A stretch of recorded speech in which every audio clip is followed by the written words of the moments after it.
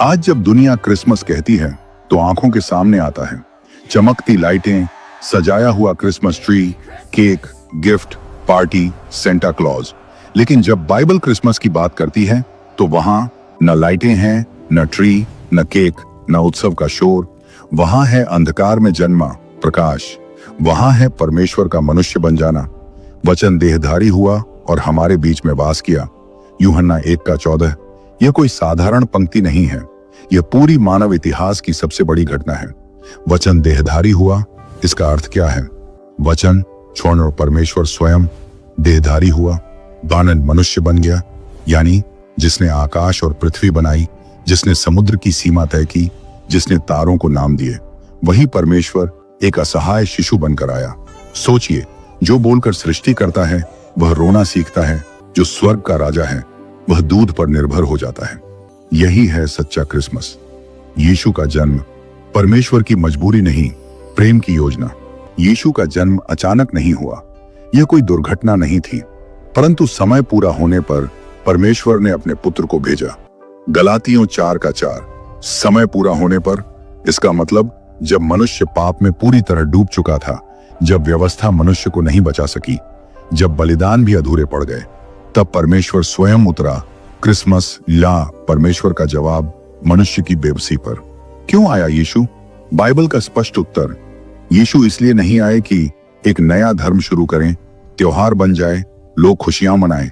यीशु इसलिए आए क्योंकि परमेश्वर ने जगत से ऐसा प्रेम रखा कि उसने अपना इकलौता पुत्र दे दिया। यूहन्ना 3:16। क्रिसमस शास परमेश्वर का प्रेम कार्य में बदल गया। यह प्रेम शब्द नहीं, भावना नहीं, बल्कि बलिदान है। चरनी का रहस्य, परमेश्वर ने यही जगह क्यों चुनी?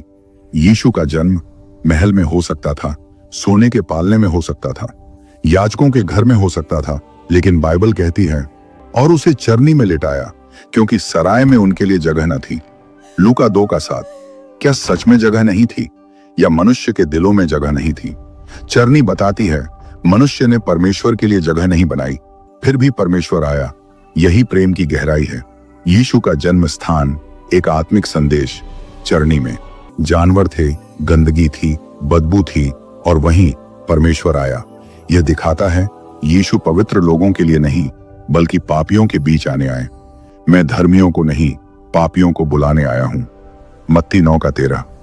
सवाल, क्या आज हम सोचते हैं कि हम बहुत अच्छे हैं इसलिए क्रिसमस मनाते हैं, या यह मानते हैं कि हम टूटे हैं इसलिए यीशु की जरूरत है? यीशु मसीह का जन्म हमने एक मजाक बनाकर रख दिया है। वीडियो में आगे बढ़ने से पहले मैं आप छोटी सी बात एक शेयर करना चाहता हूँ जो मुझे लगता है कि आपके साथ शेयर करना चाहिए, तो बहुत ध्यान से सुनिएगा। आज के टाइम पे आप भी कहीं ना कहीं किसी न किसी चर्च में ज़रूर जाते होंगे और आपने देखा है, और ये है ही कि हर चर्च अब क्रिसमस की व्यवस्था में जुटा हुआ है। कोई क्रिसमस ट्री सजा रहा है, कोई सेंटा क्लॉज बन रहा है, कोई सजावट कर रहा है, कोई व्यवस्था कर रहा है, कोई खाने पीने की व्यवस्था कर रहा है। हर कोई किसी न किसी व्यवस्था में तो बिजी है और इसमें कोई गलत बात नहीं है। परमेश्वर के कामों में हाथ बटाना भी एक परमेश्वर की सेवा है, लेकिन हमें वो भी तो देखना है कि क्या ये काम प्रभु एक्सेप्ट करेगा कि नहीं करेगा। अगर आप एक चर्च में सेवा करने वाले हैं या आप चर्च जाते हैं, कोई भी है, तो इन बातों को बहुत ध्यान से समझिए। मैं आपसे कहता हूँ कि जो क्रिसमस है, क्रिसमस का दृष्टिकोण जो हमने बनाकर रखा है बिल्कुल गलत है, बिल्कुल खराब है। क्योंकि जब यीशु मसीह का जन्म हुआ तो वो क्यों हुआ? बाइबल में जो भविष्यवाणियां हैं वो ये कहती है जब पाप बहुत बढ़ जाएगा, जब नेगेटिविटी फैल जाएगी, तब एक उद्धारकर्ता आएगा, हमें उद्धार देने आएगा। और जब वो उद्धारकर्ता पृथ्वी पर आया तब जाकर स्वर्ग ने आनंद मनाया। स्वर्ग ने आनंद कब मनाया? जब पाप को विजय करने के लिए यीशु मसीह स्वर्ग से पृथ्वी पर आए। और आज हम ये आनंद क्यों मना रहे हैं? हमें आनंद ये तब मनाना है जब हमने अपने अंदर की बुराई को खत्म कर लिया है और हमने प्रभु यीशु मसीह को उद्धारकर्ता पूरी तरीके से एक्सेप्ट कर लिया है। लेकिन आज की सच्चाई ये है कि हमें पता है कि हमारे अंदर पाप है, हमें पता है कि हम व्यभिचारी हैं, हमें पता है कि हम चोरी करते हैं, हमें पता है कि हमारे अंदर बहुत पाप है, फिर भी हम इन चीज़ों को जो हमें नहीं करनी चाहिए हम कर रहे हैं। करने का भी एक समय है, क्योंकि बाइबल कहती है कि रोने का समय है, खाने का समय है, पार्टी करने का समय है, हर चीज़ का समय है, लेकिन हमने समय को बिगाड़ दिया है। ये यीशु मसीह का जो जन्मोत्सव है वो ये दर्शाता है कि हमें अधिक से अधिक काम करना है। प्रभु यीशु मसीह का जन्मोत्सव दिखाता है कि पापियों को मार्ग दिखाओ, पापियों को बचाओ। यीशु मसीह का जन्म इसीलिए हुआ क्योंकि वचन कहता है कि वो पापियों को मन फिराने का संदेश देने आया है, धर्मियों के लिए नहीं आया है। इसलिए मैं आपको एक यही संदेश दूंगा कि आप पार्टीज करें, वो अपनी जगह है, करें ना करें वो आपकी मर्जी है, लेकिन अगर आप सच में यीशु मसीह के लिए सीरियस हैं, आप यीशु मसीह के लिए गंभीर हैं, तो आपको ये करना है, आप क्रिसमस के समय ऐसे लोगों को सुसमाचार बताइए जो नहीं जानते हैं, पापियों के पास जाइए। अगर इतना दम है, अगर इतना हिम्मत है आपके अंदर, तो आप चर्च में जाकर पार्टी करने की जगह, गाने गाने की जगह, आराधना करने की जगह, जो हम बस ऐसे ही दिखाने के लिए कर देते हैं, यार डीजे बज रहा है, म्यूजिक बज रहा है, चलो नाचते हैं, झूमते हैं, फिर खाते हैं पीते घर आते हैं, ये करने की जगह आप जाइए उन जगहों पे जहाँ पे लोग पापी हैं, जहाँ पे लोग पाप करते हैं और उनके लिए उद्धार का कोई मार्ग नहीं है। आप जाइए, उन्हें बताइए कि आपके लिए एक उद्धारकर्ता जन्म लिया है, हिम्मत है तो जाइए बताइए, फिर आप पता चलेगा कि आप कितने बड़े विश्वासी हैं, आप कितने बड़े आराधक हैं, कितने बड़े आप प्रभु के सेवक हैं। ऐसे तो हर कोई कह लेगा, लेकिन ये करके दिखाओ, फिर पता चलेगा कि आप प्रभु के पीछे चलने वाले हो कि नहीं। बहुत ज्यादा कुछ नहीं कहना है, चलिए वीडियो में आगे बढ़ते हैं। I hope you understand. स्वर्गदूतों का संदेश, असली क्रिसमस उद्घोषणा। जब यीशु पैदा हुआ, स्वर्ग में शोर हुआ, लेकिन धरती पर शांति का संदेश आया। डरो मत, क्योंकि आज तुम्हारे लिए एक उद्धारकर्ता जन्मा है। लूका 2:10 और 11। ध्यान दीजिए, उद्धारकर्ता, मनोरंजन करता नहीं, उपहार देने वाला नहीं। क्रिसमस का केंद्र शान उद्धार। पहले क्रिसमस के गवाह चरवाहे। परमेश्वर ने खबर दी, राजा को नहीं, धार्मिक अगुओं को नहीं, बल्कि चरवाहों को। चरवाहे समाज में तुच्छ, गंदे, अनदेखे, लेकिन वे तुरंत गए और बालक को पाया। लूका 2:16। सच्चा क्रिसमस हैसियत नहीं देखता, दिल देखता है। पहला क्रिसमस पूजा थी, पार्टी नहीं। चरवाहों ने डांस नहीं किया, केक नहीं काटा, उन्होंने देखा, माना और परमेश्वर की महिमा की। वे परमेश्वर की बड़ाई और स्तुति करते हुए लौट गए। लूका 2:20। पहला क्रिसमस शास आराधना। क्रिसमस कोई परंपरा नहीं, क्रिसमस कोई सजावट नहीं, क्रिसमस कोई एक दिन नहीं। असली क्रिसमस है शास परमेश्वर का मनुष्य बनना, पापी को बचाने आना, अंधकार में प्रकाश लाना। अब सवाल, क्या हम क्रिसमस को सिर्फ मनाते हैं या उस यीशु को अपनाते हैं जिसके कारण क्रिसमस है? मैं बताऊंगा आज के समय में बाइबल के अनुसार सच्चा क्रिसमस कैसे जिया जाए, कौन सी बातें परमेश्वर को प्रसन्न करती हैं और कौन सी बातें सिर्फ धार्मिक दिखावा हैं। क्रिसमस मनाना नहीं, मसीह को अपनाना। आज दुनिया पूछती है क्रिसमस कैसे मनाएं, लेकिन बाइबल पूछती है क्या मसीह तुम्हारे जीवन में है? ये सबसे बड़ा फर्क है। यीशु कभी नहीं आए कि लोग साल में एक दिन उन्हें याद करें और बाकी 364 दिन उन्हें भूल जाएं। जो मुझे कहता है हे प्रभु, वह नहीं, बल्कि जो मेरे पिता की इच्छा पूरी करता है। मत्ती 7:21। सच्चा क्रिसमस शान यीशु को जीवन का प्रभु बनाना। क्या यीशु सच में आपके दिल में जन्मे हैं? बहुत लोग कहते हैं हम क्रिसमस मनाते हैं, हम चर्च जाते हैं, लेकिन बाइबल पूछती है क्या तुम नहीं जानते कि यीशु मसीह तुम में है? 2 कुरिन्थियों 13:5। सवाल, क्या यीशु सिर्फ कहानी में है या आपके स्वभाव, सोच और निर्णयों में? जिस दिल में यीशु नहीं, वहां क्रिसमस सिर्फ एक रस्म है, पश्चाताप। सच्चे क्रिसमस की पहली सीढ़ी, क्रिसमस से पहले घर साफ किया जाता है, सजावट होती है, लेकिन बाइबल कहती है पहले दिल साफ करो, मन फिराओ, क्योंकि स्वर्ग का राज्य निकट है। मत्ती 4:17। पश्चाताप का अर्थ सिर्फ सॉरी कहना नहीं, बल्कि पाप छोड़ना और दिशा बदलना। बिना पश्चाताप क्रिसमस केवल बाहरी उत्सव है, अंदर अंधकार बना रहता है। नम्रता, वही रास्ता जिससे यीशु आए।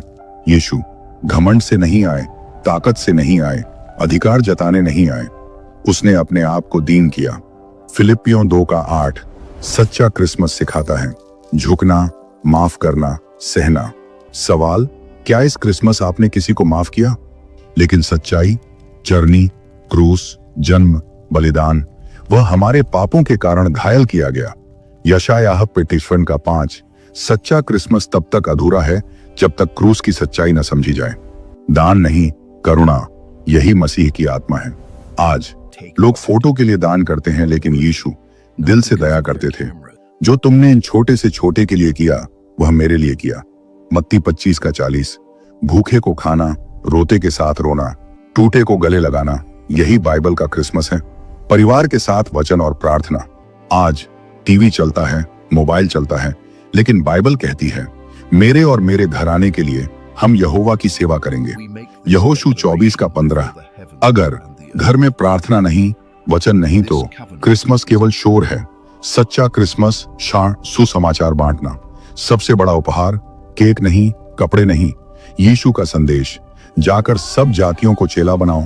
मत्ती 28:19। सवाल, क्या इस क्रिसमस किसी ने यीशु को आपके जीवन से जाना? क्रिसमस और पवित्र जीवन। क्रिसमस का मतलब आज सब चलेगा नहीं, पवित्र बनो क्योंकि मैं पवित्र हूं। 1 पतरस 1:16। सच्चा क्रिसमस पाप से समझौता नहीं बल्कि पवित्रता की ओर बढ़ना।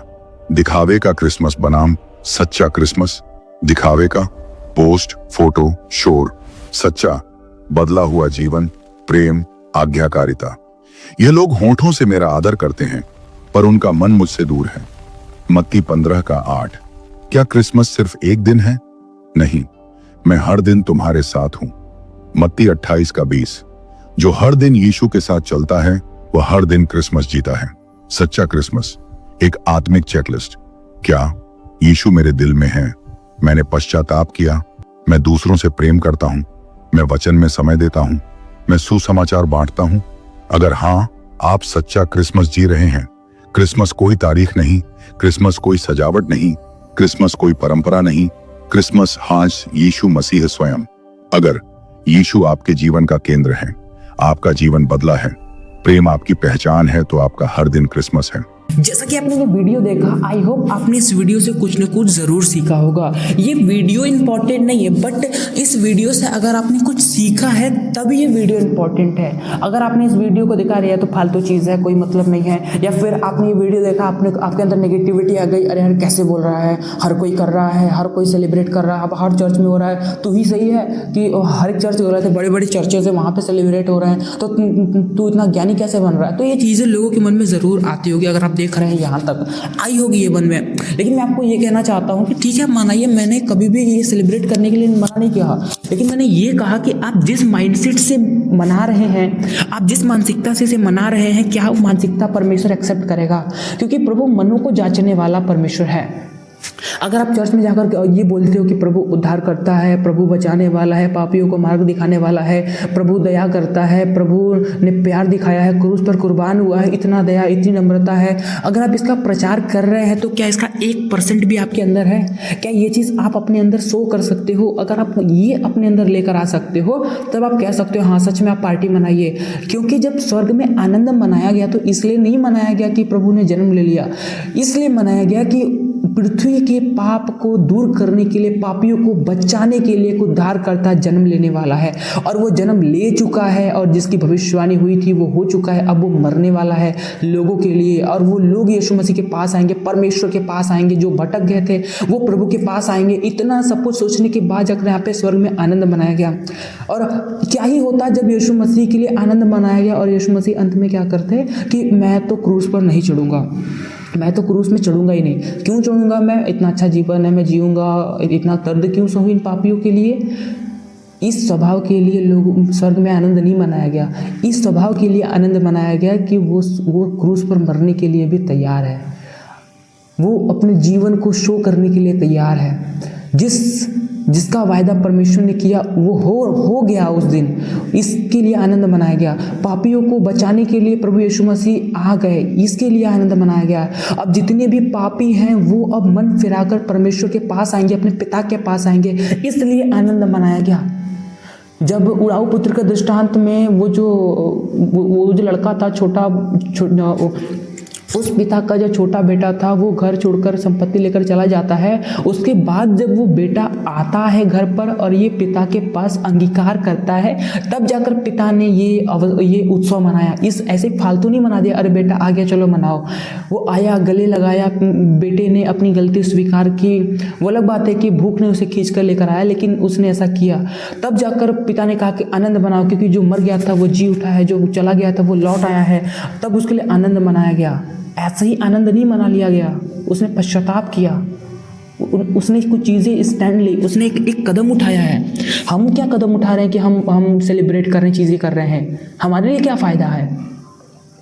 तो क्रिसमस मनाने से पहले, सेलिब्रेट करने से पहले, नाचने से पहले, गाने से पहले, उत्सव मनाने से पहले, खाने पीने से पहले, पार्टी करने से पहले और ये चीज़, इन सब चीज़ें करने से पहले थोड़ा एक जगह बैठकर ये मनन चिंतन करिए, क्या ये क्रिसमस मेरे जीवन में कुछ जोड़ रहा है कि नहीं जोड़ रहा है, कहीं ये क्रिसमस मुझे परमेश्वर से दूर तो नहीं कर रहा है। उसके बाद आप सेलिब्रेट करिए, क्योंकि इसमें कोई दो राय नहीं है। सेलिब्रेशन तो स्वर्ग में भी होता है, तो हम भी सेलिब्रेशन कर सकते हैं, इसमें कोई गलत बात नहीं है। लेकिन सेलिब्रेशन हम किस माइंडसेट से कर रहे हैं वो हमें देखना बहुत ज़रूरी है। तो हम बहुत ज़्यादा तो नहीं कहेंगे, क्योंकि हम बहुत ज़्यादा ज्ञानी तो नहीं है, लेकिन वचन जो कहता है हम उसके साथ शेयर कर रहे हैं। अगर हमसे कुछ गलतियाँ हुई हैं या मैंने कुछ ऐसा बोल दिया जो वचन के अनुसार सही नहीं है, तो उसे नज़रअंदाज करते हुए जो वचन के द्वारा है उस पर ध्यान दीजिए। आई होप यू अंडरस्टैंड।